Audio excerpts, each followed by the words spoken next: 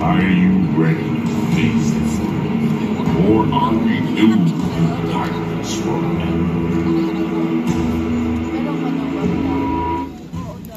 every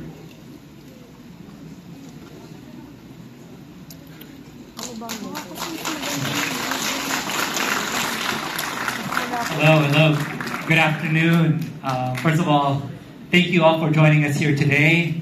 Thank you to the press, the media, of course our cast, production team, and to all the fans that came out today. We really appreciate the support. I'm honored to be here to talk to you about Shake, Rattle, and Roll Evil Origins, and of course to represent Rico.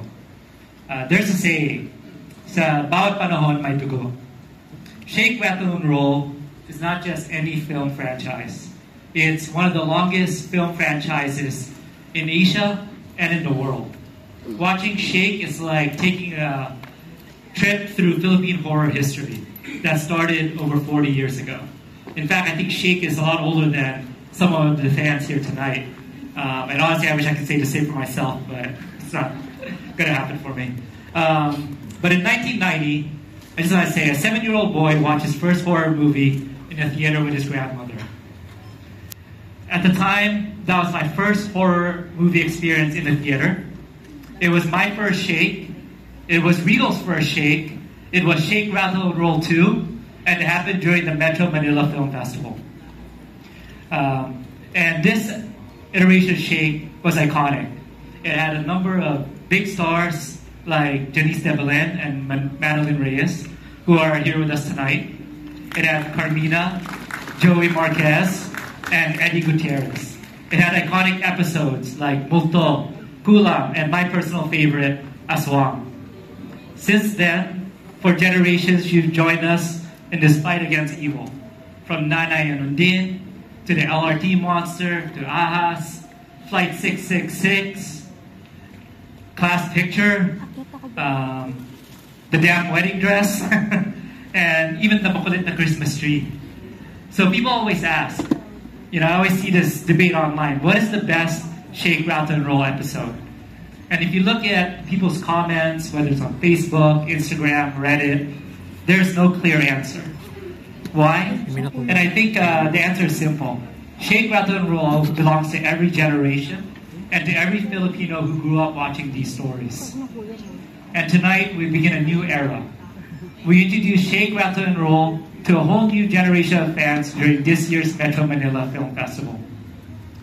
With Evil Origins, we will honor the past. We will maintain our iconic 3-episode structure, Shake, Rattle, and Roll. Each episode will be its own story that's complete with its own cast and production team. And we bring back some of our iconic stars, like Carla Doyana, Janice de Belen, and of course Madeline Reyes. And with our characters, you will continue to scream, laugh, cheer, and cry with them.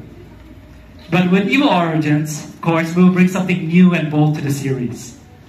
Each episode will have a distinct look, its own tone, and its own kind of horror. Each episode will immerse you into a different timeline as we take you through 1775, 2025, and of course 2050. And with this Shake, we'll have a new set of cast members that will join the SRR family for the first time. And you will meet all of them here today. And finally, with this Shake, and for the first time ever, all 3 episodes are connected by a single myth. So with Evil Origins, we will bring you on a cinematic journey across past, present, and future, introducing all of you to a new cycle of evil that will terrorize generations. So with that said, welcome to Shake, Rattle, and Roll Evil Origins, MediaCon, where every era bleeds.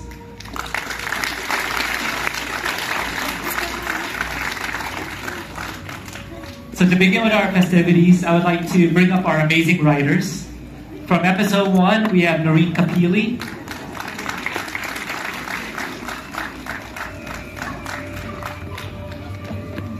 Episode 2, we have Onay Salas. And finally, for episode 3, we have Gina Marisa Tagasa.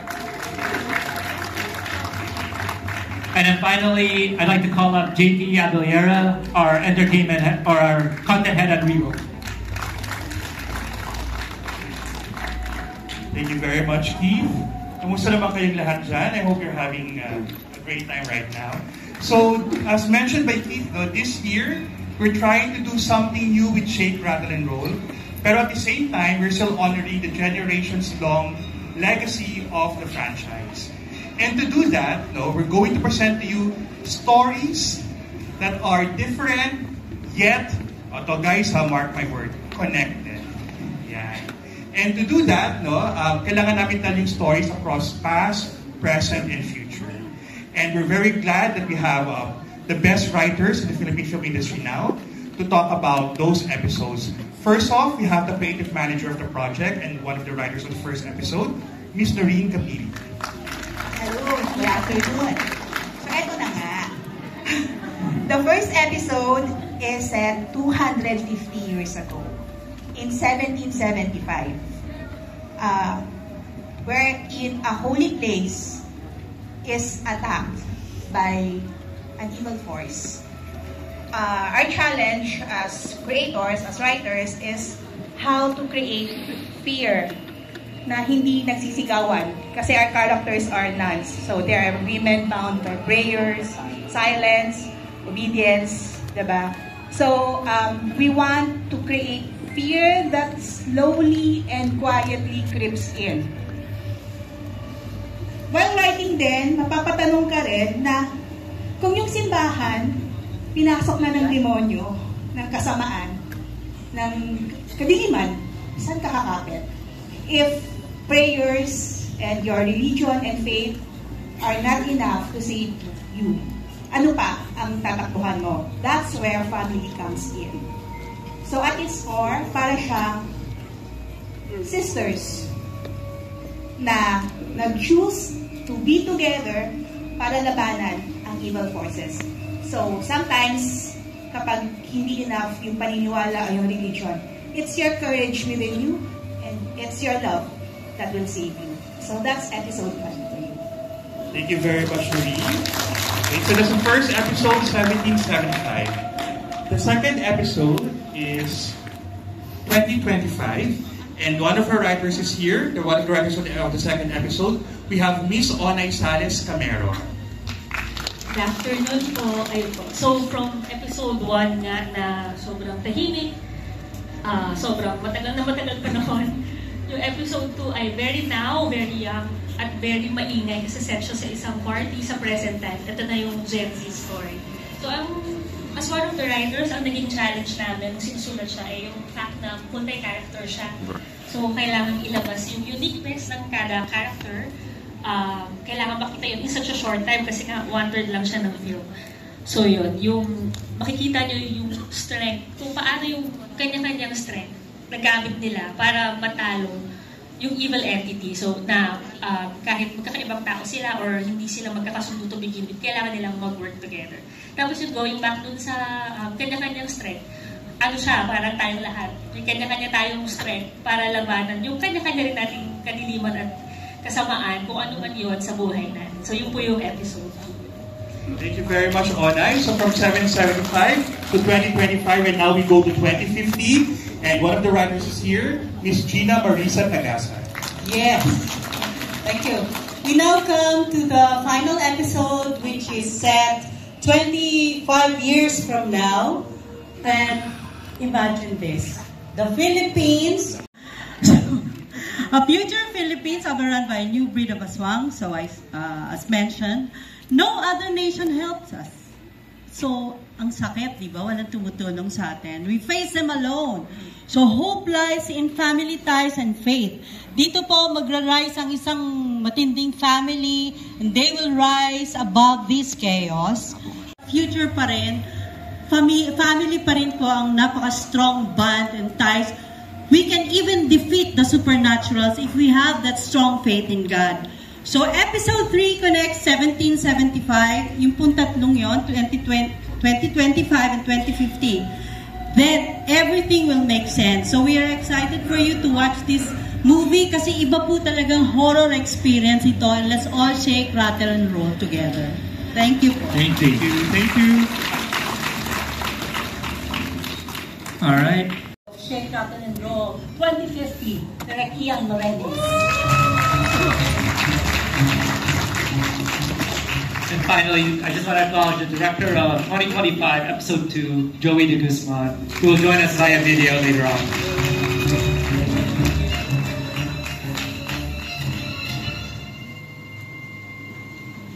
All right, so Direct Hugo, I pass out to you for the first episode. Hello. Our story begins in 1775. What is fascinating and challenging in this episode for me is to find that, for us, is to find that kind of mix, a horror that is not just terrifying, but also deeply meaningful. This story explores fears that was deeply rooted generations before, years before, but still haunting us till now.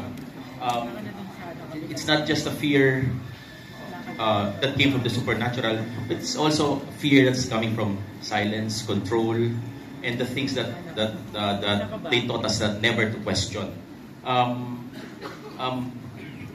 Because we believe that the real horror stories, like the unforgettable episodes of this iconic franchise, those that work are horror that is rooted in real life. So, thank you very much for coming here. We're very excited to show you our episode, our story. Good afternoon, everyone. I'm Ian Loreños. I'm the director of the episode 3. Ayun, okay na, sinasabi naman na ni Manay na yung about the story. Pero siguro, what I can say is how I got inspired or what was my mindset when we were doing the film. Nag-look back ako sa during the COVID pandemic, and there are no specific words about the pain, the tragedy of us. All of us, I'm sure we've lost family, a neighbor, a friend, a loved one. So I drew to that inspiration na sinabi ko, itong pelikula is like an allegory, it's like an ode to that stage of our generation na na-survive natin yun. Nag-aalagaan ng kami ni Chang Malena sa loob ng bahay while naghihintay sa mga kuya, kay kuya, being vulnerable and being independent din at the same time kasi since ako yung nag-aalaga kay Chang Malena at such a young age.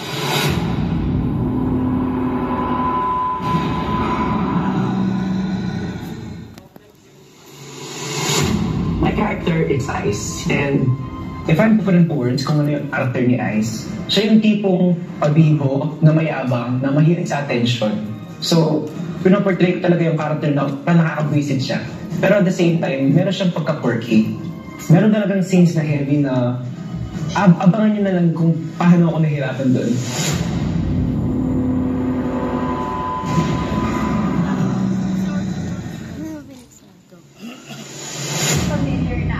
Sa kung ano ang kailangan para sa character. Nung first time around, sa Extreme, ang inisip ko lang, gagawin ko yung kailangan kong gawin. Pero this time around, mas deeper na, mas may understanding na kung ano yung kailangan ng character, kung ano yung sigurong mararamdaman niya, hindi ko sasabihin. Ganun ako ka-happy kasi syempre yung Shake, Rattle, and Roll. It's a really big honor. It's a big franchise. And ayun, sobrang excited ko talaga.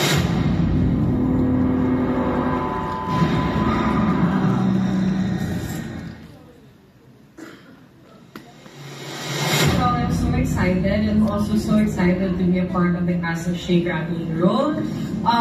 Shake, Rattle, and Roll is such an iconic franchise, kumbaga, and I feel like it's also kind of a full circle moment for me because my mom is also in this year's Shake, Rattle, and Roll, and she was also one of the icons of Shake, Rattle, and Roll before. So it truly is such an honor and such a privilege to be part of Shake, Rattle, and Roll.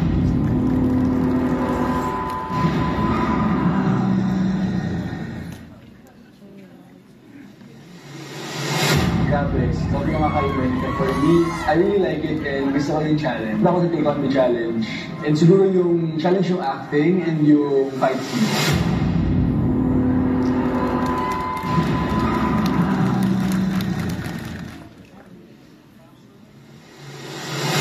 It's something new na gagawin ko. Super unnatural niya. It's more of emotions and para maging strong yung presence ng character ko.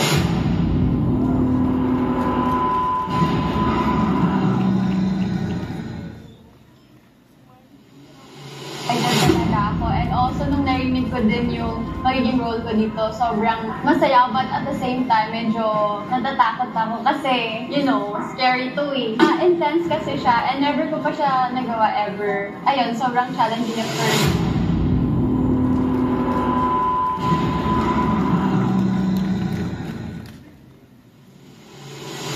Hi, my name is Dylan and I play the role of Marco. Ako po ang gaganap kay Marco, ng nakapatid ni Pia at barkada ni James. Siguro ang pinaka-challenge na hinarap namin dito sa shoot na to kasi marami kami, ensemble cast kami. Hindi ko alam kung ano i-expect on the set. Thankful naman ako and grateful na sobrang generous ng co-actors ko, ni Direk. So ayun, dream come true kasi pinapanood ko lang siya and now ako na ipapanoorin.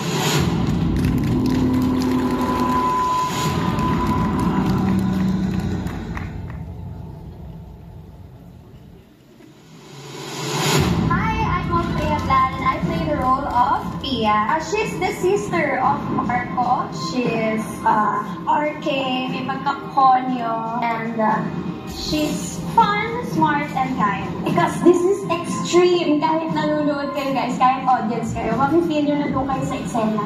Tatakbo kayo, iiyak, sisigaw, lahat ng emosyon mararamdaman nyo. Kaya, extreme.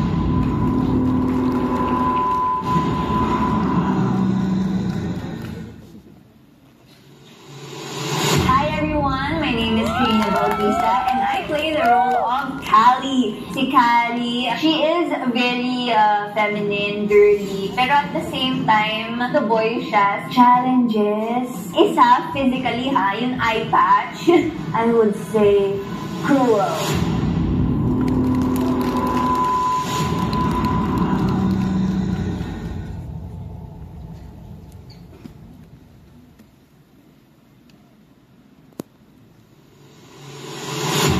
Si Alex Calleja and I play Bano. Sa pelikula ako si Bano, pero talagang pa-pronounce dapat yun, Bano, kasi Bano diskarte ko dito. Alam nyo, atin-atin lang to pero ito talaga nahirapan ako sa shooting eh. Kasi first day, natakbo kagad ako. Tapos, pag nadapa si Manilyn Reyes, tinutulak ako. 52 years old ako habulan kagad. Tapos may smoke machine, inuubo ko.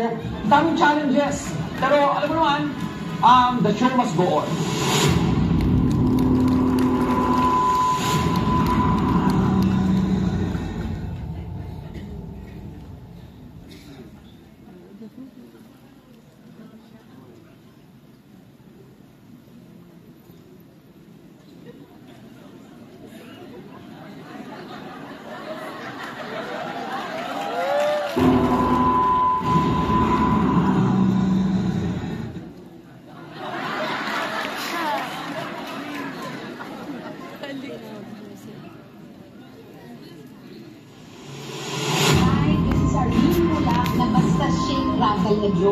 Siguradong nakakatakot.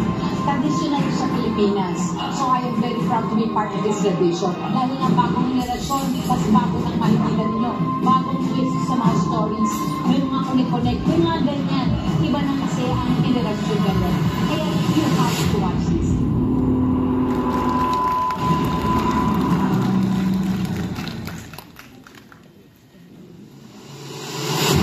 Hi, I'm Janice Bayan and I play Madre Juana. I play the Mother Superior. Diba pag narinig natin yung Mother Superior, naisip na natin, masungit siya. Ayun, masungit ako. Na-miss ko doing it. Na-miss ko yung environment ng horror. I don't watch horror films, but I like making them. But at least sa Shake, Rattle, Roll, kasama ako. Dun sa panonoodin nyo, saka yung ninervism. So, yun ang exciting. I think that was the one thing I missed the most, being in Shake, Rattle, and Roll film. So excited. Masaya talaga ako. Happy talaga ako.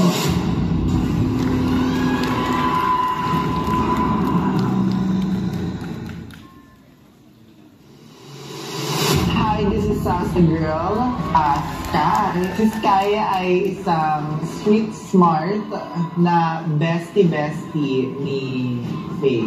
Isa sa mga pinakahirap ako dito, no? Kasi iniisip ko pa yung effective talaga ng convincing na matatakot ka. In-effort namin ko, ginalingan namin para talagang convincing na horror movie na ma-enjoy ninyo sa Pasko.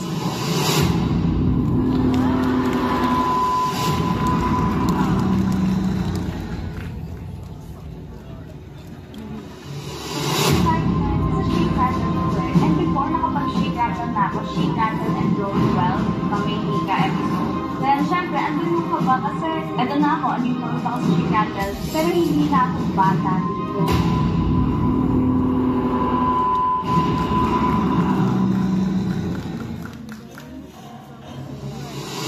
Matt Lozano, I play the role of Dom. Napaka mapagmahal niyan sa pamilya. Wish niya na magkaroon ng magandang kinabukasan ng kanyang kapatid. Pinoprotektahan ko lang siya palagi. Mahirap kasi alam naman natin sa totoong buhay meron tayong comfort. Alam mo, hindi mo mai-imagine talaga kung paano mabuhay ng pakiramdam ng walang pag-asa.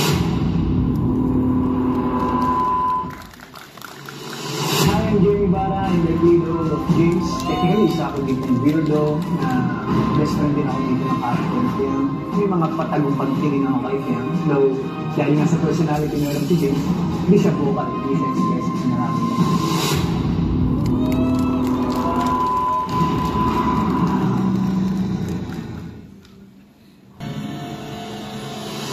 Hi, I'm Fiam Smith and I play the role of TJL. Pagkakamayain siya na naging siya.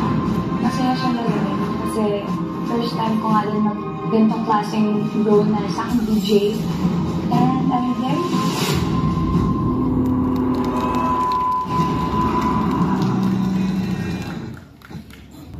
The role that I will be playing is Hermana Salve. She's a nun during the 1700s and she will experience a lot of creepy stuff sa loob ng simbahan nila.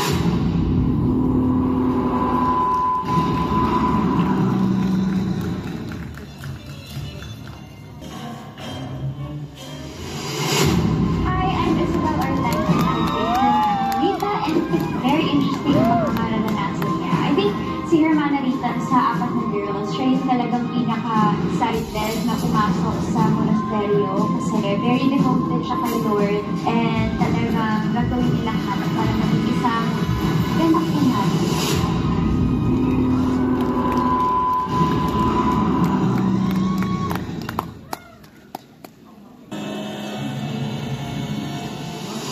Hello everyone, I'm Seth Cavallini and I play the role of Sean. Isang sa grupo, siya yung isang anak ng isang nasa posisyon na tao.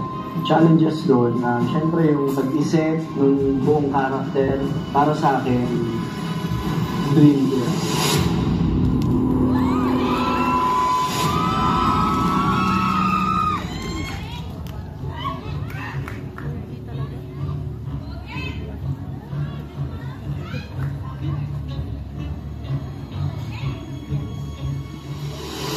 Hi, I'm Benson Diaz and I play the role of Faye. Si Faye, hardworking din siya, but at the same time, may gusto rin siyang gawin para sa sarili niya. I think one of the challenges is kung paano kung maiiba si Faye. Pero so far, masasabi ko namang kapit na kapit din ako sa kanya. Nakikili ko siya.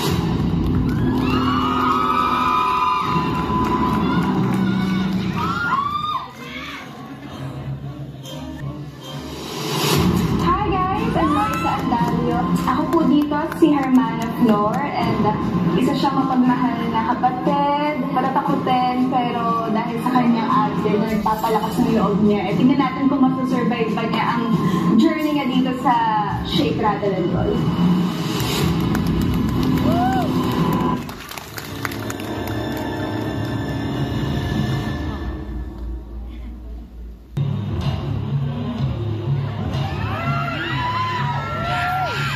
Character dito ay isang kapatid, isang mapagmahal kapatid na appreciate yung tulong o yung kanyang kapatid sa panahon na kailangan nila.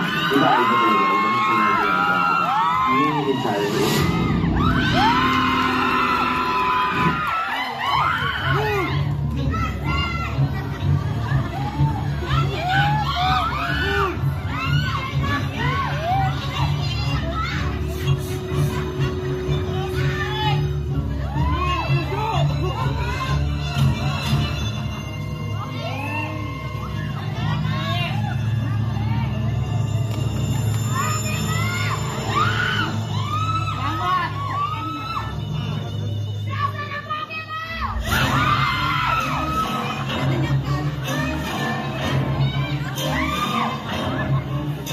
And I play the role of Malena. Strong, very loving, kayang ibigay ang lahat at kung kayang protektahan ang lahat ay gagawin. Very physical siya.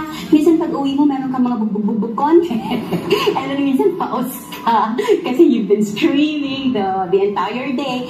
Pero ang maganda ron, yun nga sabi ko ay, I cannot say na hindi siya mahirap gawin kasi sa totoo lang, mahirap siyang gawin. Kapag nakikita mo na yung kinalabasan ng ginawa ninyo, bong.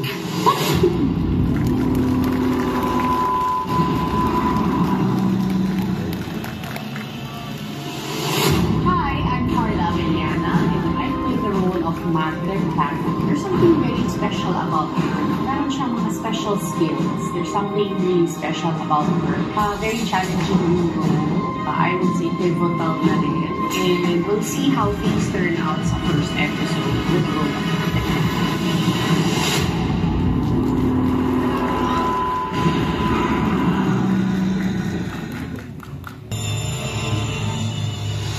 Character name ko dito ay si Resdan. Kumbaga siya yung parang naging leader ng pamilya at ng grupo nilang nakaka-survive ngayon sa 2015 na punong-puno ng aswang.